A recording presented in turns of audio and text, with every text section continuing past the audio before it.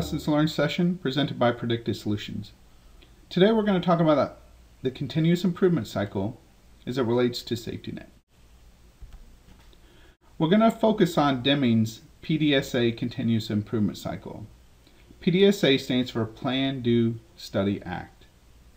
Let's see how it relates to safety net.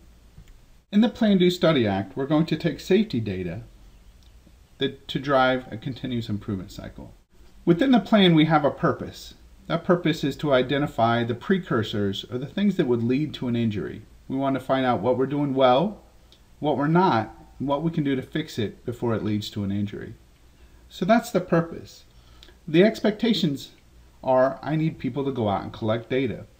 The more people, the better. The greater the diversity of that team collecting data, the better. I will then develop a plan to use that data. How will that data be communicated? How will it be shared? How will we act on that data? And even more importantly, how often do we look at that data? And then we'll have a communication plan. How is that data communicated? How is it shared? How is it distributed? So that all key stakeholders understand what's going on. So just like a health and safety plan, if it just sits on your shelf, it's no good. So we have to go out and do. We have to develop an inspection strategy. That strategy should entail who collects data, how often they collect data and when they collect data, what they look at when they're out there. They'll go out and make the initial observations. They'll look at anything and everything, or they can do focused inspections. If they see something at risk, they're going to make an initial correction. Not wearing safety glasses, put them on. Poor housekeeping, clean it up. This is where your coaching conversations come in. Once that data has been collected, as each inspection grows into a repository of data, you're going to do a periodic review. You'll identify any gaps and trends that will lead to action.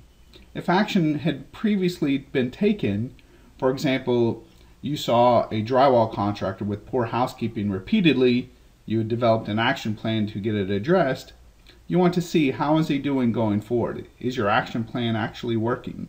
So you'll measure progress by gathering more observations. Then ultimately that will lead to action. That action will be driving accountability, delivering feedback, both positive and negative. It will result in action plans being developed. Meaning, if I develop a trend that I don't like and I want to see improved, what action will I take to fix it? With regard to my drywall contractor, do I fine him? Do I have a coaching conversation with him? Do I address it with his boss or the company owner? Do I clean up for him? Right? Those are all action plans to get it addressed. Then ultimately you're going to use data to make data-driven decisions. Poor housekeeping. Does it mean we buy different types of PPE?